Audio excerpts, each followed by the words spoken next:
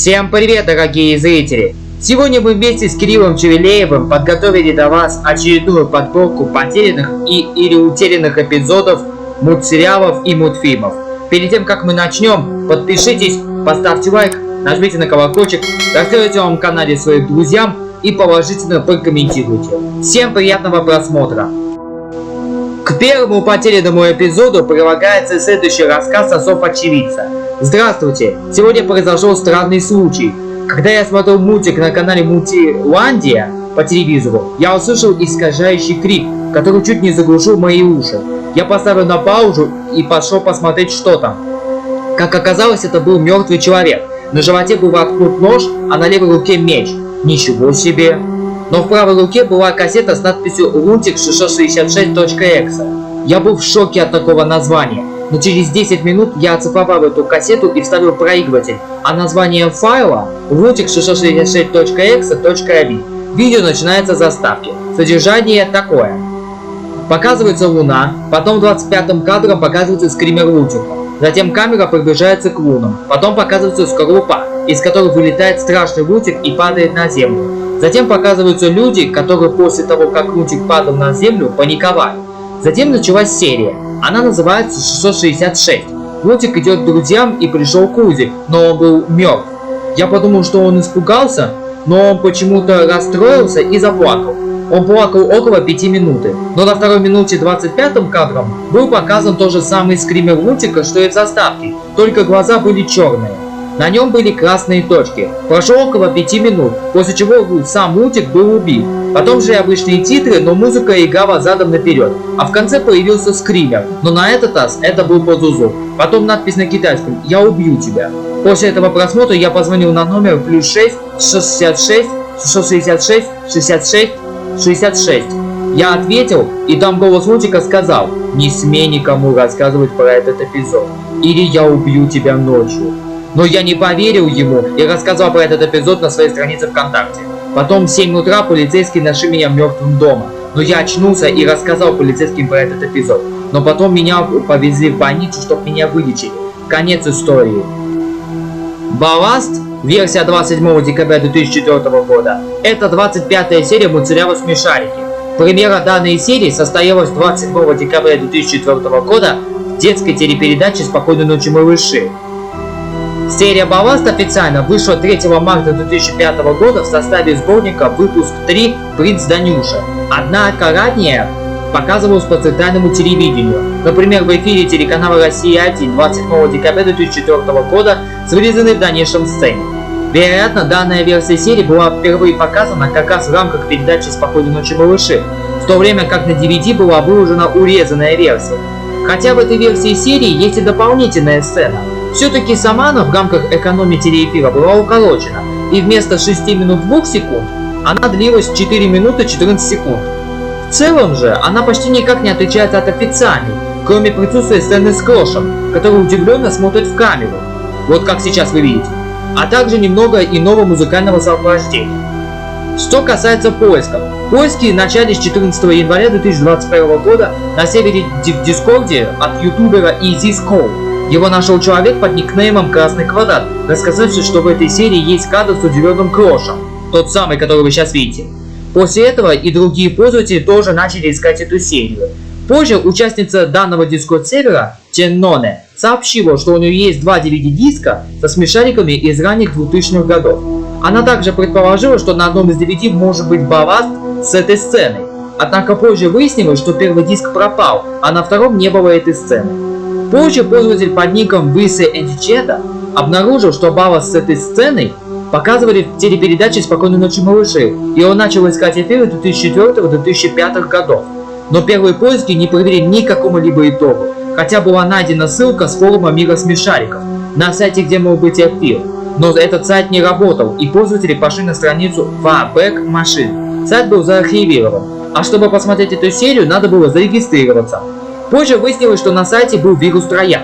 По мере поиска были найдены сведения, что серию с этой сцены показывали на телеканале СТС в 2004-2005 годах. Однако поиски к какому-либо результату не привели. А на форуме сайта Мир Смешариков был найден снимок той самой вырезанной сцены в записи пользователя Аонина.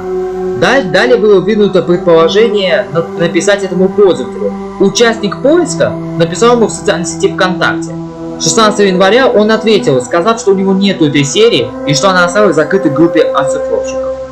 Также этот пользователь 30 января обратился к Денису Чернову, режиссеру мультсериала «Смешарики», и он ответил, что данную серию он не делал. А 31 января был найден сборник выпуска «Спокойной ночи, малыши» до 2005 и 2006 года, содержащий в себе в сумме 2,5 часа телеэфира. В итоге просмотра выпуск с показом Балласта не был найден. 1 февраля были найдены еще 7 сборников, однако в итоге их анализа нужной серии найдено не было. Круг поиска также рассмотрел все записи передач «Спокойной ночи, малыши» на площадке Mail Video, и в итоге продолжительной работы был сделан вывод, что записи передачи с Балластом там нету. 2 февраля и последующие несколько дней участники поиска писали в официальное сообщество смешариков в социальной сети ВКонтакте, а также телеканала «Россия-1». 5 февраля было отослано письмо по электронной почте телецентру Останкино с вопросом о доступе к архиву. И всех откликнулись только представители смешариков, которые пообещали посмотреть материалы по созданию этой серии. Итоги поиска. 6 февраля пользователь «Красный квадрат» наткнулся на выпуск «Спокойной ночи, малыши» от 2004 года, в которой содержалась утерянная версия серии «Баб». Чуть позже данная серия была загружена на archive.org. Поиски серии были завершены спустя почти ровно месяц. Ссылку на потерянную данную серию, а точнее на версию серии Балласт от 27 декабря 2004 года, я для всех желающих оставлю в описании под этим роликом. Переходите на мое видео и посмотрите, там запись все еще есть.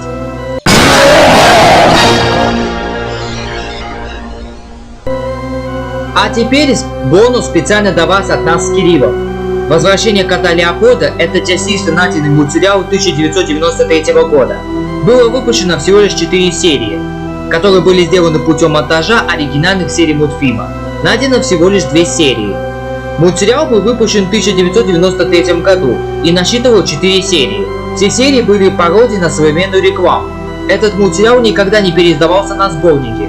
Всего было выложено 2 серии в сеть, так как это единственные эпизоды, которые были оцифрованы.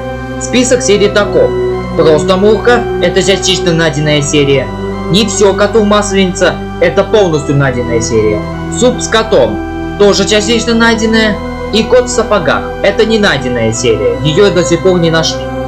Синопсис такой: фильм-пародия на современную рекламу, созданный на основе мультипликационных фильмов творческого объединения «Экран». Популярный актер Кот Леопольд принципиально отказывается сниматься в рекламных роликах, но именно его с помощью очаровательной Мурки пытается загнать в рекламный бизнес мафия. Пародия на телесериал «Богатые тоже плачут». Сюжеты серии таковы. Сюжет серии «Просто Мурка» таков: коварные мафиозники входят в сговор с известными криминалистиками мышами, серым и белым, которые пытаются заставить Леопольда смотреть по телевизору рекламу. Леопольд влюбляется в кошку Мурку. Сюжет второй серии. Мыши, вступив в сговор с котом Леопольдом, распускают слухи о том, что Леопольд ракеитов. Кот получает от мафиози Кодзибиана приглашение на светский раут в бандитскую малину, где Леопольд надеется встретить Мурку. Самая длинная со всех серий. Сюжет третьей серии. У Мурки и Леопольда начинается счастливая семейная жизнь. Мурка заставляет кота смотреть рекламные ролики. Леопольд дает согласие на съемку, но неожиданно исчезает. Мафия похищает Мурку в надежде на то, что Леопольд все-таки выйдет в эфир. И сюжет последней ненайденной серии. В игру вступает капитан Пронин, который выходит на международную мафию. Ему в этом помогает кот Леопольд и кошка Мурка. Самая краткая со всех серий. Статус: в настоящее время мультсериал является частично найден. По информации ютубера N-Time, все серии находятся в архиве Гостелерадиофонда, однако они не могут выложить их в интернет, так как непонятно, у кого сейчас авторские права на данный мультсериал. 2 найденные серии выложили на roottracker.org. Также есть отрывок из 3-й серии, который показывается после 2-й. Состояние поисков. 17 августа 2021 года было отправлено письмо Василию Решетникову, который видел первые 2 серии «Возвращения кота Леопольда» по Останкино в 1993 году, дабы узнать, что было в начале первой серии до сериала с мультиком, начало не записано. Василий вспомнил то, что в начале серии мыши подключили к телевизору кота кабель, скорее всего по заказу мафии, чтобы он влюбился в Мурку и начал сниматься в рекламе. И на экране телевизора появился телеканал Кобит ТВ. Мыши не лихо прифигели. Это пока все, что известно об этом мультсериале. К сожалению, я не смогу оставить ссылочки на эти две серии, но возможно я их позже оставлю. А на этом, пожалуй, мы с вами закончим. Я надеюсь, вам все понравилось. Если да, подписывайтесь, ставьте лайк, нажимайте на колокольчик, рассказывайте о моем канале своим друзьям, предлагайте идеи для следующих роликов. И не забывайте оставить ваш положительный комментарий. А также у нас сразу же сегодня и второе событие. К нам вернулся наш новый коллега по цеху Кирилл Чевелеев. Вы его все, надеюсь, прекрасно помните. Именно он и помог мне создать данный выпуск. Выражаю ему огромную благодарность. А теперь на этом точно все. Всем пока, берегите себя и своих близких. Будьте аккуратны при просмотре телевидения. Пока-пока.